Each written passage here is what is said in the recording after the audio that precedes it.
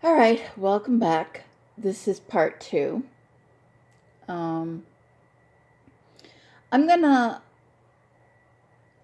let you in on a little piece of me that family knows and some of my close friends know. Um, that all this turmoil and angst and fighting against the wind started when I was 5. Um, I refer to it in two ways: having the rug pulled out from beneath me, and when this emotional, physical um, explosion happened. Uh, Now, being 5 years old, um, you don't really have a deep understanding of practically anything. You just need and want things, and when they're not supplied, your sense of security gets blown apart. So, my blow apart, my rug that got snatched beneath me, was when my mom died. My mom died when I was 5 years old. And I know that today the kids, the 5-year old kids today are so much smarter and more insightful than I was back in the 60s. But this emotional holocaust happened, and I had no idea exactly what was going on. All I know is that my sense of security, the person I felt closest to, was no longer around. And I was always told that she was at work. My mom was a registered nurse when she came down with colon cancer. And yeah, she was always working, but she was also in the hospital going under surgery, and she was sick, and I was constantly told she was at work. So there was a little lie going on, she was at work, and when she passed away, I'm not really sure anyone in my family explained, or maybe they did explain, I don't know. I'm 5 years old, what do I know? There's no concept of death, really, at 5 years old. And I know that my dad was broken and out of balance, so to speak. The love of his life passed away on him, and he was stuck with two children.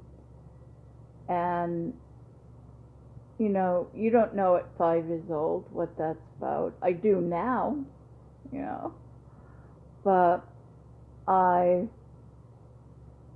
had that sense of security taken away from me.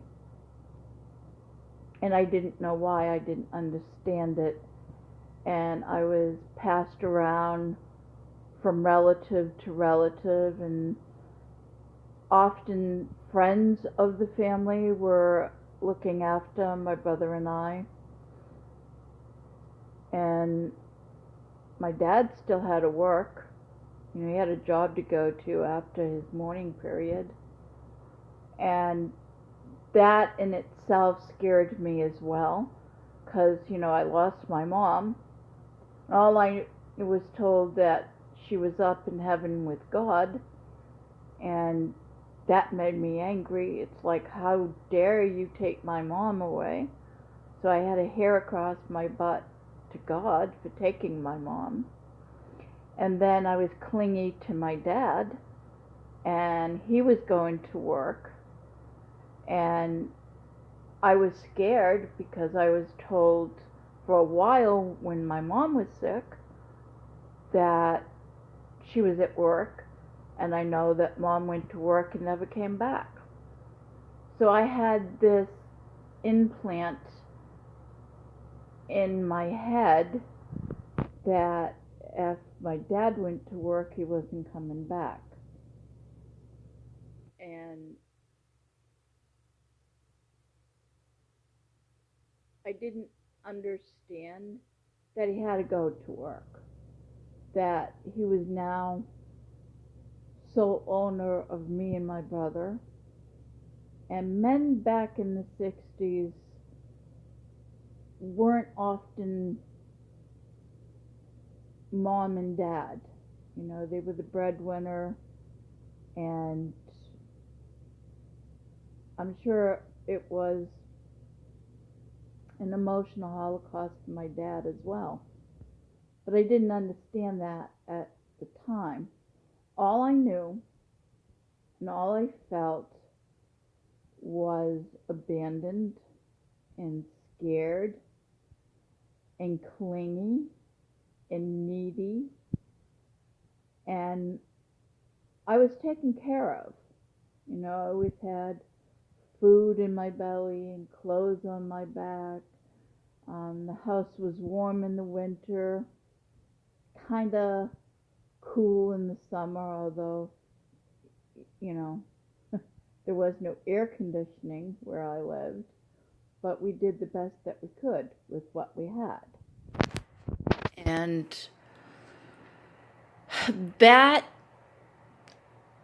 I am now coming full awareness of that. I always knew that a lot of my issues that have followed me each year, or every step of the way in my day-to-day life, had something to do with my mom's dying and my relationship with my dad, because I always felt that he wasn't there for me. And here's the thing. When someone is so revered and so loved by someone and they pass, it is an emotional holocaust. That's all I can keep coming back to. When a husband or a wife loses their spouse and they have children remaining, it is the hardest thing for a single parent now to do, is try to collect their wits and be there for their children. I know that now, okay? I didn't know that then. All I knew, all I felt is that my mom was gone and my dad was leaving for work each day, and I was always scared that he wasn't going to come back as well. For those first few years, it was very hectic, to say the least, all right? My dad was very sad, and I think in many ways he had hoped that he could get over my mom's passing by taking care of my brother and I. But there was a part of him that died with my mom as well. And even though he tried his best to be there emotionally and mentally for me, he really wasn't, you know. He was going through the motions of taking care of us. And he did. Custodial wise, he was on point, you know. But mentally and emotionally, he wasn't really there.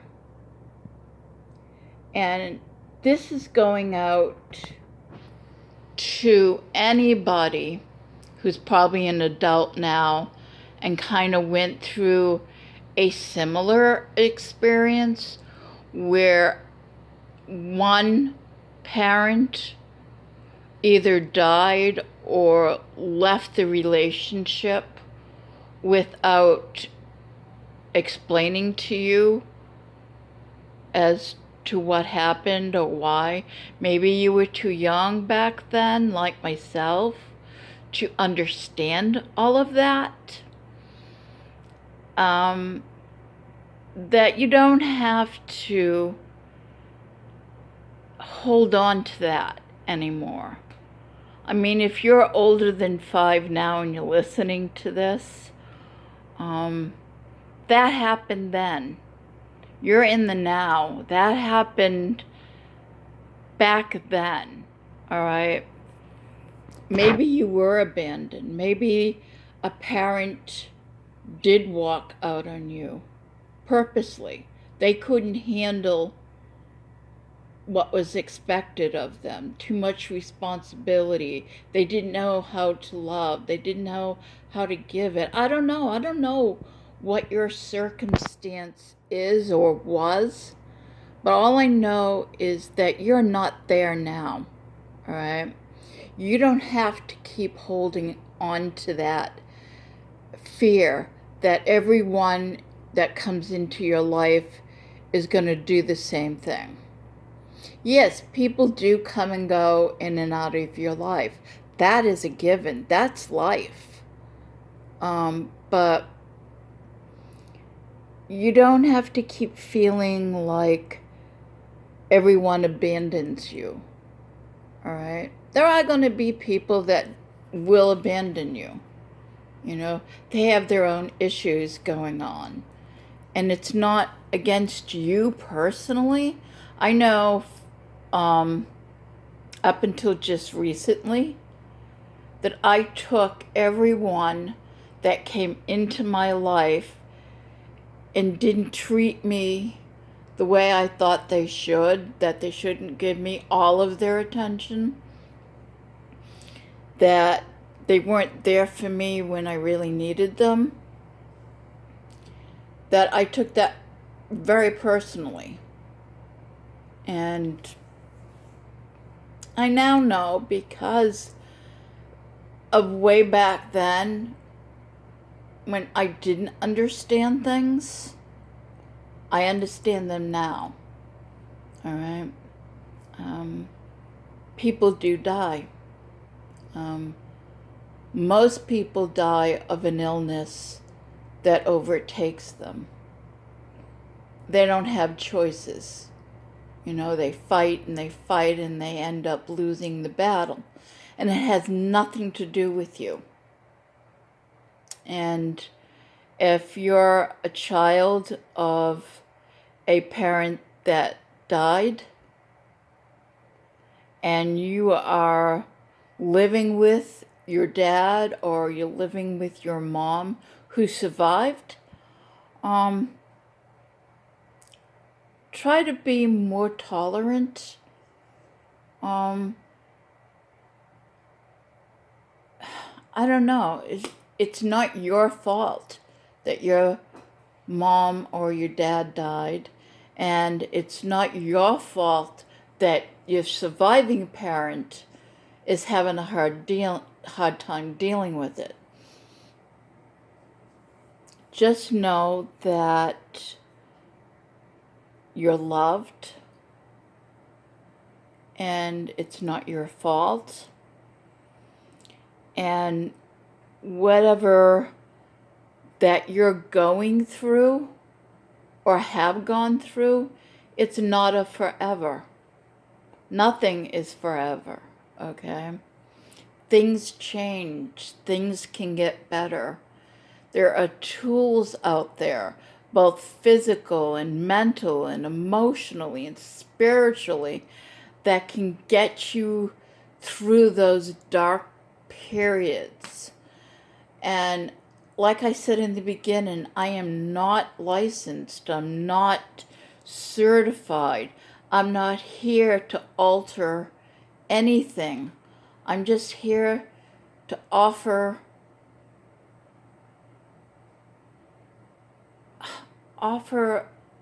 a little bit of peace, a little bit of restoration. Because I've been there. I have so been there. And up until just recently, where I am letting go of my past. And I'm telling you, people do this. They take what happened a long time ago, and again, I'm speaking from experience, okay? We take things that happened a long time ago, hold on to them, bring them close to us, and prevent things from happening that could make us happy in the present and even in the future. Okay? I carried that cross around with me up until just recently. Every person I met, I wanted them to save me. I wanted them to pull me out of this darkness and restore me to normal. And it's not anyone's job to do that. So if you're in that mindset that you're going to meet Prince Charming or the princess of your life or whatever, that they're going to take you and pull you from darkness and save you, get that out of your mind right now. Because until you let go of your past and want to live in the present and have hopes and plant seeds for the future, that past is going to keep coming up, you know? Sort of like eating onions and garlic raw. It's going to keep coming back at you, and it's going to prevent you. So here's the thing, and I'm going to close real shortly because this has gone on, okay? I'm real people. I am working through a lot of my issues right now that have ties to my past. All right? My past, my childhood, my teens have all had the foundation, the shaky foundation, that everyone I meet is going to treat me the same. And I had that in my mindset. And it doesn't have to be that way. Okay? It doesn't have to be that way. We all have the power. Just like Dorothy in The Wizard of Oz. All you have to do is click your heels and we're out of that weirdness and we can come back to reality. We all have that power. So no, and I say this from my heart, okay? Even if you don't feel worthy of love, you are. You have the power to love. You have the power to be loved. Just let go of what happened in the past and be present in the present. And be open to whatever might happen in the future. You never know. You never know. All right. Peace out.